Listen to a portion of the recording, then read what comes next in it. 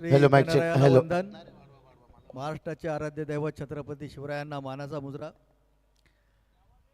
भाई चषक 2026 पर्व चौथे आणि या पर्वाकरता या ठिकाणी उपस्थित, या व्यासपीठावर उपस्थित माझे सहकारी मित्र, भारतीय जनता पार्टीचे नेते चंद्रकांतजी घरत, भारतीय मजदूर संघाचे राष्ट्रीय नेते, कामगार क्षेत्रातील एक दमदार व्यक्तिमत्व श्री सुरेश पाटील साहेब, उपस्थित राजेंद्रजी घरत, या ठिकाणी उपस्थित माझे सहकारी मित्र राजेश ठाकूर, आर्यन पाटील, नितेश ठाकूर, या ठिकाणी माझी सौभाग्यवती शैलजा, माझे सर्व कुटुंबीय अमित घरत, समीर घरत, सचिन घरत, या ठिकाणी ज्यांनी या स्पर्धेसाठी अथक मेहनत घेतली असे माझे सर्व सहकारी, सुधीर घरत सामाजिक संस्थेचे अध्यक्ष श्री जयप्रकाश पाटील, कार्याध्यक्ष जयप्रकाश भोईर,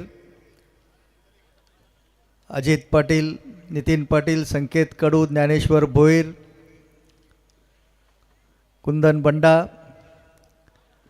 आणि त्यांचे सर्व सहकारी.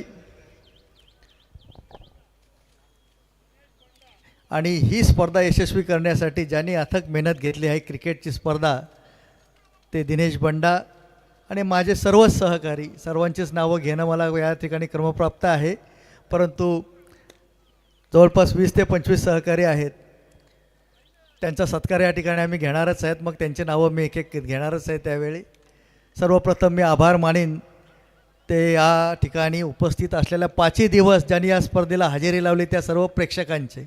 कारण की कितीही स्पर्धा मोठी असली तर प्रेक्षक नसतील तर त्या स्पर्धेला आणि कुठल्याही कार्यक्रमाला शोभा येत नसते. मग त्या स्पर्धेला कितीही खर्च करा, किती 25 लाख करा, 50 लाख करा, परंतु ही जे मायबाप प्रेक्षक या ठिकाणी आहेत आणि या आजच्या या घडीला 3:15 वाजलेले आहेत आणि तरीसुद्धा तोच उत्स्फूर्त प्रतिसाद प्रेक्षक यांनी दिलेला आहे आणि ज्या पद्धतीनं त्यांनी 5ही दिवस या ठिकाणी सहभाग दर्शवला आहे त्याबद्दल मी त्यांचे सर्वांचे मनपूर्वक आभार मानतो आहे. या ठिकाणी एक स्पर्धा ठेवली होती रील्स संदर्भात. त्या रीलच्या संदर्भात अनेकांनी आपल्या रील्स आम्हाला पाठवल्या आहेत. पहिलं बक्षीस 11,000चं होतं. एकच बक्षीस या ठिकाणी आम्ही जाहीर केलेलं होतं, परंतु अनेक या ठिकाणी रील आम्हाला जवळपास 8 ते 10 रील आम्हाला या ठिकाणी आलेले आहेत. सगळ्याच उत्कृष्ट होत्या, सगळ्यांनीच खूप छान मेहनत घेतली होती. पैकी त्या आम्ही एकाला बक्षीस न देता आम्ही चौघांना 5-5 हजाराचं बक्षीस दिलं, जिथं एक 11,000चंच ठेवलेलं होतं आणि इतरांनासुद्धा देणार होतो, परंतु त्यांनी आम्हाला काही अजून आमच्याशी संपर्क साधलेला नाही आहे. खूप त्यांनी सगळं मेहनत घेतलेली आहे. त्या सर्वांचंसुद्धा मी या ठिकाणी कौतुक करतो, अभिनंदन करतो. सर्व खेळाडूंचं मनपूर्वक या ठिकाणी मी अभिनंदन करतो. खूप छान अशा स्पर्धा, म्हणजे यावर्षी जेवढ्या मॅचेस झाल्या त्या अगदी शेवटच्या षटकापर्यंत, काही तर शेवटच्या चेंडूपर्यंत गेलेला आहे. तुफानी अशी फटकेबाजी आपण या ठिकाणी बघितलेली आहे. आत्ताची सुद्धा मॅच रंगत दरवली, याच्यामध्ये कोणतीही शंका नाही. विशेषतः कौतुक करेन मी ते आमच्या कॉमेंटेटर्स, ज्यांनी उत्कृष्ट अशी कॉमेंटेटर केलेली आहे. कारण का त्यांना एखाद्या स्पर्धेला जर रंगत आणायची असेल तर अनाऊन्सर चांगला असावा लागतो, अँकर चांगला असावा लागतो. त्याप्रमाणे या ठिकाणी ज्यांनी कॉमेंट्री सांगितली त्या सर्वांचं मी कौतुक करतो. या ठिकाणी विशेषतः जयेश भोसले सरांचं, ज्यांनी या व्यासपीठाला कायम हालतं आणि धावतं ठेवलं, त्यांचंसुद्धा मनपूर्वक अभिनंदन करतो आणि आभार व्यक्त करतो. आणि या ठिकाणी पंचांनी अतिशय उत्कृष्ट अशी कामगिरी केलेली आहे. कोणताही त्यांच्या निर्णयावर कधीही वाद झालेला नाही, अशी पंचगिरी या ठिकाणी आपण केलेली आहे. त्याबद्दल तुमचंसुद्धा एकदा मनपूर्वक आभार आणि अभिनंदन करतो. या स्पर्धेसाठी ज्या सर्वांनी मेहनत घेतली त्या सर्वांचं मी या ठिकाणी आभार व्यक्त करतो आहे.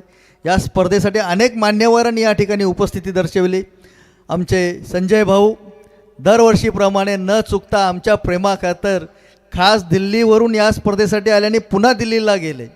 याला प्रेम म्हणतात. आपल्या माणसावर कसं प्रेम करायचं तर ते शिकायचं असेल तर संजय भाऊकडनं शिका. राजकारणात राहून काय कसं वागावं त्याचा जर आदर्श घ्यायचा असेल तर हे समोर जे आम्ही बॅनर लावतो का लावतो त्याचं एवढं मोठं कारण असेल तर त्यांचं आमच्यावर असणारं प्रेम. खास अधिवेशनात असूनसुद्धा दिल्लीवरून खास आमच्या प्रेमाखातर या ठिकाणी सांगितलं की 7चं विमान पकडून या ठिकाणी हजर झाले आणि पुन्हा रात्रीच त्यांची फ्लाईट पडून दिल्लीला गेले. हे जे प्रेम असतं आणि या प्रेमाकरताच आम्ही त्यांचा शतशः ऋणी आहोत. दरवर्षी आमच्या या कार्यक्रमाला ते हजेरी लावतात आणि येत असतात. त्याच्याबद्दल भाऊ सॅल्यूट आहे तुम्हाला आणि तुमचं या आमच्यावरचं जे प्रेम आहे त्याचा भार आम्ही आयुष्यभर असाच मानाने मिरवत राहू. रामशेठ ठाकूर साहेब या ठिकाणी येणार होते. गेल्या वर्षी त्यांनी स्पर्धेचं उद्घाटन केलं होतं, परंतु यावर्षी त्याच उल्वानोडला फूड फेस्टिवलचा कार्यक्रम त्यांच्याच नावाने आयोजित केलेला आहे आणि प्रत्येक दिवशी अनेक मान्यवर त्या ठिकाणी आणि संध्याकाळचाच कार्यक्रम असल्यामुळे त्यांना शक्य झालं नाही. आजसुद्धा आमचं बोलणं झालं, मी सुद्धा सकाळी बोललो तर ते बोले आजसुद्धा मंत्री महोदय त्या ठिकाणी येत आहेत, त्याच्यामुळं त्यांना इथं येणं शक्य नाही झालेलं. त्यांनी शुभेच्छा आम्हाला दिल्या, त्यांचंसुद्धा प्रेम आमच्यावर कायम आहे. चंद्रकांत गरत आज शेठसोबतच होते, त्यांनीसुद्धा प्रयत्न केले, परंतु मंत्री महोदय त्या ठिकाणी असल्यामुळं त्यांना येणं शक्य झालं नाही, परंतु त्यांचं आमच्यावरचं प्रेम कायम आहे. आणि त्यांच्याच भावनीत सांगितलं की आज पुढं कबड्डीची पण स्पर्धा घ्या. तर रामशेठ ठाकूर साहेबांचं यावर्षीचं 75 वर्षाचं जे आहे शताब्दी वर्ष 75वं वर्ष, तर त्या निमित्तानं सुद्धा या ठिकाणी आम्ही कबड्डीच्या स्पर्धा आयोजित करतोय असं आम्ही जाहीर करतो. या ठिकाणी येत्या मे महिन्यामध्ये 1 लाख बक्षिसाची ती स्पर्धा असेल, प्रथम पारितोषिक 1 लाखाचं असेल आणि याच मैदानावरती त्या भव्य अशा स्पर्धा रंगणार आहेत.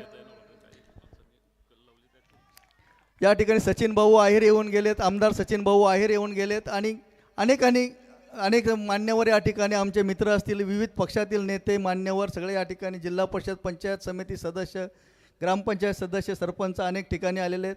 हे प्रेम असताना या प्रेमाखातर जे सर्व मंडळी येतात त्यांचा शतशः मी या ठिकाणी ऋणी आहे आणि या ठिकाणी पुन्हा एकदा सर्वांचं मी मनपूर्वक आभार व्यक्त करतोय आणि आपली रजा घेतोय.